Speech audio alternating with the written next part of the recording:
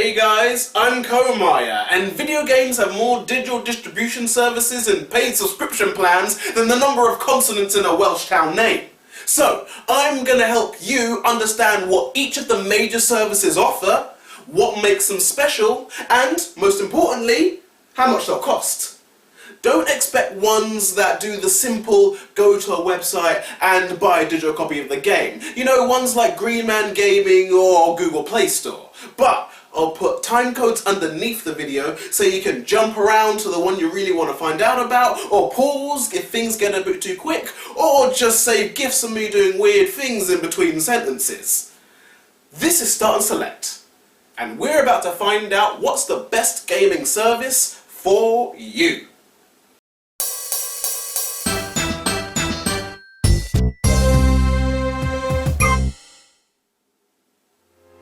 Battle.net is a computer program that functions as a digital store for video games to be bought and downloaded, and also as a portal for those video games to be played. Now, remember that setup because it's really common. However, Battle.net is dedicated to games from Blizzard and Activision, like Overwatch, Diablo, World of Warcraft, and any Call of Duty game with sideburns on the front cover. Its games can be bought and played elsewhere, so Battle.net isn't strictly speaking essential. But if you're a PC gamer enjoying a number of Blizzard-produced games, it could be a nice way to keep them all in one place. If not, Activision will happily target Call of Duty fans playing their mobile on the toilet with the shooting and pooping bonus pack. Do you guys not have phones? This is a digital store and portal specifically for the game series published by Bethesda. Here, you'll find the likes of Fallout, Rage 2, Wolfenstein, Doom, you know, the kind of waking nightmare, hell on earth, death orgies that your grandpappy could really sit down and enjoy. Bethesda games are also available elsewhere. I mean, they even link to other stores on their own website. However, there are occasional treats for fans of a Bethesda.net account, like participation in the Doom Slayers Club and surviving the actual apocalypse. Probably. Maybe. I need to double check that last one. Do you remember that bit in Black Panther where T'Challa is telling T'Chaka how Wakanda needs to move in a new direction? This one's T'Challa. It's younger, it's got a lot of support, and looks great in black. Here's a digital store and portal with a range of games, from indies like Journey or Celeste to blockbusters like Red Dead Redemption 2.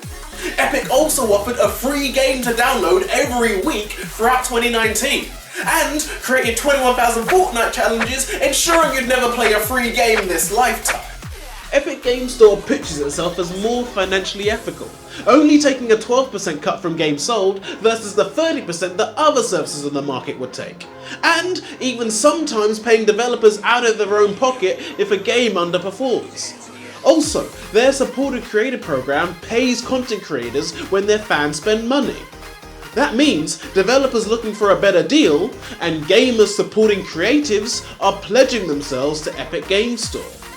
Many of their games are available elsewhere, but if you want future games like Five Nights at Freddy's 49, Epic may become their exclusive home.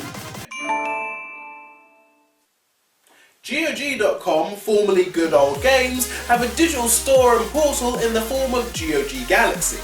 Now, full disclosure, games can be bought from their website, downloaded and played without needing to touch GOG Galaxy. So it's kind of less necessary than the white crayon in the box, but it does have some features that help the overall experience. GOG specialise in offering older games and some current ones without DRM. Once you've bought it, you own it and can do what you want. So, GOG is great for anyone who just wants to buy a game without worrying that a company somewhere would shut down a server and stop you playing SpongeBob SquarePants Battle for Bikini Bottom. Stadia is a service where users can purchase digital games from Google that, when played, are processed via a data center miles away and streamed to your smart device, TV via Google Chromecast or Google Chrome browser. That means no physical console. No need for a high-spec PC, no waiting on downloads or updates. All you need is a good stable internet connection, a controller, and comfort in knowing that Google will be one of the 4 companies that own the world one day, and you helped. Happy gaming. Being one of the newer services on the market, Stadia has a growing selection of brand new and relatively recent blockbuster games, with a few mid-sized games sprinkled in there for good measure.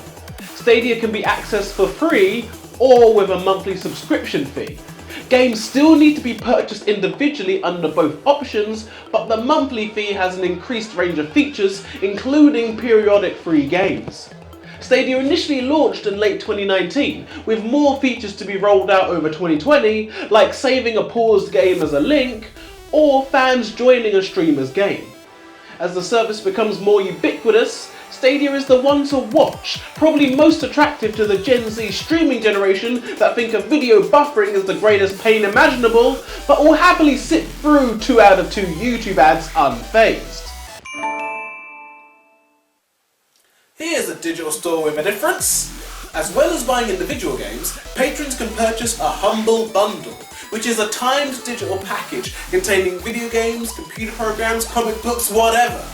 Now, the video games come in the form of codes which are redeemed within another platform to download that game. But the main thing is, users can pay any amount for each bundle, as little as $1. But paying over certain amounts unlocks more stuff within that package, and some of the money goes to charity. So, if you don't pay up, that basically means you hate disabled people. The digital store section offers a wide selection of indies, past blockbusters, and everything in between. The Humble Bundles themselves are fairly random, but you might see something you like for a great price for a limited time. This is definitely on the ones to watch in the email newsletters I don't remember signing up for category. Playing games online on Nintendo Switch requires an active membership to be bought for a set amount of time. You get a couple extra features with it, like a bunch of NES and SNES games, and they do have this sweet family membership deal where 8 accounts can get a year's worth real cheap. So if anyone asks, me and my 7 stepbrothers are huge Nintendo fans.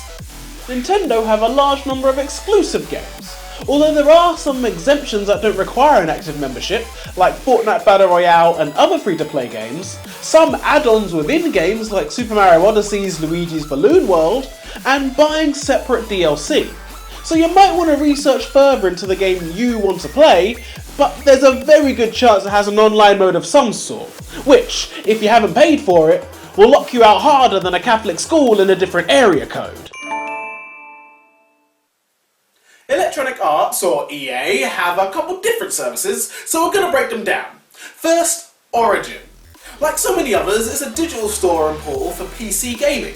They have a lot of games you can buy, from indies all the way to blockbusters, and it's mainly home for EA published games like The Sims, Battlefield, Plants vs Zombies, and FIFA. I was going to add Star Wars in that list, but I'd like this video to be at least mostly accurate 1 or 2 years from now. Then there's Origin Access. In this, you pay a monthly subscription fee for a membership which gives you access to The Vaults, a library of PC games, old and new, that you can download and play whenever you want. You also get a 10% discount in the Origin store and get to play new games days before the official release date. There are 2 membership plans, Basic and Premiere. Basic gives you a 10-hour time limit on those early games and some games within the vault, whereas Premiere has no time limit and more games within the vault. So, if you signed up your pet Labrador to the first plan, well, that'd be one basic bit. Lastly, there's EA Access, which is exactly the same as Origin Access Basic, but for PlayStation, Xbox and Steam in 2020. Shakespeare once said a rose being of a name would smell as sweet, to which I say, no. EA, just call it Origin Access. What you doing? On console, several games offered are available elsewhere, while on PC, EA games are strictly through Origin. The biggest fans of EA games would find the most value in the vault of past games and early game releases. However, sometimes, like in the case of Jedi Fallen Order, you can't play a game early at all. And sometimes, like with Anthem, you can play a game 3 different times. It's like a bus timetable, but with way more lasers. To play online on PlayStation consoles, you'll need an active membership which can be bought for a time period and comes with its own set of features like discounts in the PlayStation Store and 2 free games every month. You know, the kind of games that will make you go, why not? Like when someone suggests watching a film starring Kevin Hart. PlayStation also run another subscription service which, during the PS4's lifespan, was the closest thing to backwards compatibility that console ever got. This allowed members to play a distinct selection of PS2, PS3 and PS4 games, either downloaded onto a PS4 or streamed to PS4 or PC. PCs need the PS Now program as a portal, and, as ever, streaming requires a stable internet connection. So, if you want to enjoy 4K streaming on PS4 Pro, just tell your mum to stop watching The Real Housewives of Atlanta online and enjoy the games. And those broken legs your mum just gave you. PlayStation has a fair share of exclusive titles, although, again, certain free-to-play games etc. don't need PlayStation Plus. So do a little more reading up if you only play 1 or 2 games, but many PlayStation games will use online, including certain PS3 and PS4 titles in the PlayStation Now back catalogue, which only gets more games added every month. If all those 12-year-olds reportedly sleeping with your mum can afford it, how can't you? Do you remember that bit in Black Panther where T'Chaka gets told by T'Challa how Wakanda needs to move in a new direction? This one's T'Chaka. It's older, paved the way for what came to follow, and at this point, basically lives in the cloud. Steam is a digital store and portal, and the granddaddy of all modern day variants, and so popular you can't even remember when Steam became the metonym for play a game on PC, in the same way I'ma Google that replaced I'll search for that online. Gabe Newell, the co-founder behind Steam, once said piracy is a service problem, and then, apart from some exclusives, he gave Steam like all the games. No, I'm serious. All of them. Go on, count them. I'll wait. Steam's widespread popularity was greatly helped by its incredibly regular sales, parent company Valve making highly acclaimed games like Portal, Half-Life, Left 4 Dead, Counter-Strike and Team Fortress, and Steam's simplicity of use. Their success has allowed them to dabble in hardware, virtual reality, and China. With a library almost overwhelmingly vast, this is for the PC gamer looking to play anything and everything. All of them! Ubisoft created a digital store and portal for Ubisoft published series like Assassin's Creed, Tom Clancy and Just Dance. Although most people just know it as a video game login screen you ignore quicker than the accept terms and conditions tick box. You see, Uplay adds challenges within the games that give you these points called units. These units can then be spent on in-game rewards like costumes or weapons, or get discounts in the Ubisoft store. So, if anyone says you can't make money playing games, you show them your 10% discount on the Uno Rayman edition and walk out with your head held high. Where Uplay costs time, Uplay Plus costs money. This paid membership is a subscription service that lets you download games on PC from Ubisoft's library. Uplay Plus members also get beta tests, can play some games 3 days earlier than the official release, and support with Google Stadia. And that last one should really satisfy that Venn diagram overlap between fans of Far Cry 3 and fans of Incognito mode. Uplay may just be a vehicle for inserting Assassin's Creed and Tom Clancy outfits in every game ever made, but if you like any of those aesthetics, it's fun to see them out of context. Uplay Plus games are available on other consoles, so it's mainly useful for keeping multiple Ubisoft games in one location. Ubisoft have more recently garnered criticism for creating sequelized games formulaically similar to predecessors, a comment Nintendo's been getting for years. However, I think, as they make more games as a service games, the question must be asked, for a monthly fee, are you going to play every Climb a Tower, Collect a Bunch of Feathers open world game they make? Or just one? Online components to Xbox games require an active membership which is bought for a set amount of time. Also included are free games each month and discounts on other Xbox games. Because if there was an Olympic event in giving Microsoft money, you'd get the gold. Xbox Game Pass is a distinct membership which, for a paid time period, gives you access to a library of games from the back catalogues of Xbox One, Xbox 360 and original Xbox, as well as some brand new games the day they come out. There are different subscription types, like console only, PC only, which doesn't require a computer program as a portal, and Ultimate, which is PC, console and Xbox Live Gold combined into one.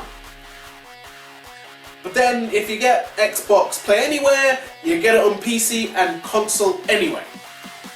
So, does that mean that if you do that, look, right, as long as someone's buying Microsoft Flight Simulator, that's all they want. Many Xbox games use online features, making Xbox Live Gold fairly necessary. However, some free-to-play titles and other circumstances don't require it, so you may want to research if you're not already a varied Xbox gamer. Xbox Game Studios acquired a number of game developers in 2018, bringing more exclusive games to their platform. Meanwhile, Xbox Game Pass, allowing brand new games to be played for a monthly fee far cheaper than the individual cost of a game, has been celebrated more than Seth MacFarlane doing a voice that isn't Brian Griffin. Xbox also have Project xCloud in 2020, a separate streaming service enabling video games to be played on any PC screen, console on TV, or smart device, with many compatible controllers. Xbox Game Pass members can also access Project xCloud too, and any further questions can be answered by your personal Microsoft assistant. No, the real one. Better.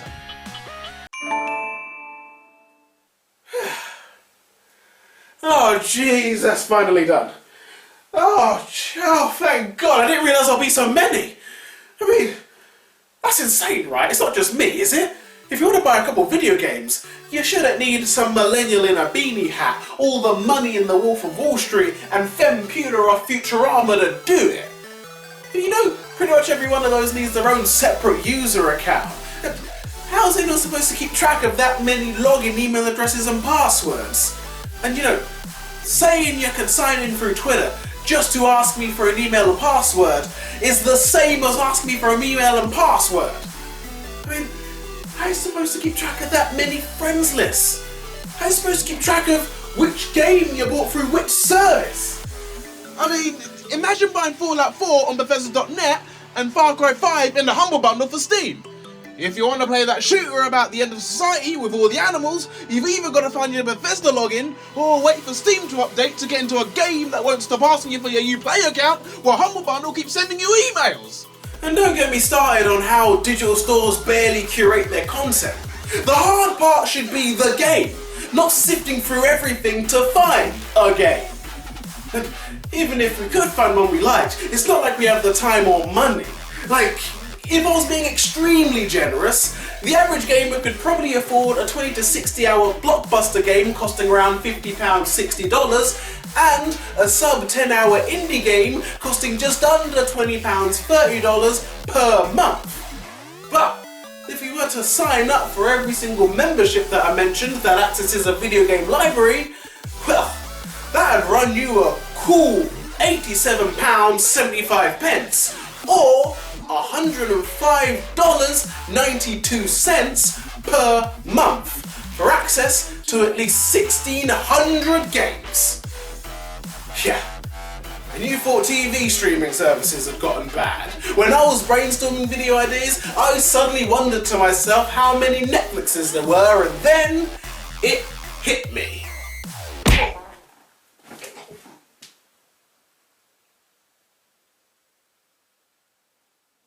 By pushing their own specific digital stores and portals, the games industry is aggressively trying to squash the second-hand market and dictate video game pricing. And through subscriptions for downloads and streaming, the industry is redefining what it is to buy a game. We're being asked to pay month on month for access to something that could be deleted off the server at any moment, rather than pay for something once and keep it. It's like buying a bike versus using one of those bike sharing apps. If an actual bike costs $100 and a sharing bike costs $2 per trip, well, after 51 rides, you may as well have bought an actual bike. And with video games themselves getting in on the subscription business, we're all about to need more gold coins than Mario. And that's your lot. But what about downloading into the Comire Corner? Well, here's a tweet from the monarchist on Twitter who bashed through every video on the channel. That's amazing. Shout outs to you, dude. Thank you so much. You and everyone else enjoying it. Yeah, keep this thing going, and I'm really glad you enjoyed it, and thank you from the bottom of my heart. But now, here's a question. Let me ask you this. Do you use any of the subscription services or digital stores or anything like that in your normal gaming life? Have they treated you well? Have they treated you not so well? You might be able to help someone in the comments if you just give your experience, so let me know down below or chuck me a tweet. And once again, I've been Comire.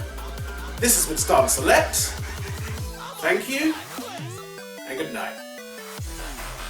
Tracking down old game files, creating new artwork, configuring frame rates, rewriting algorithms, fixing animations and physics breaks. Time, money, and effort that frankly, not all games deserve. There isn't a publisher in the world who'd give a marketing budget to The Simpsons Wrestling Remastered.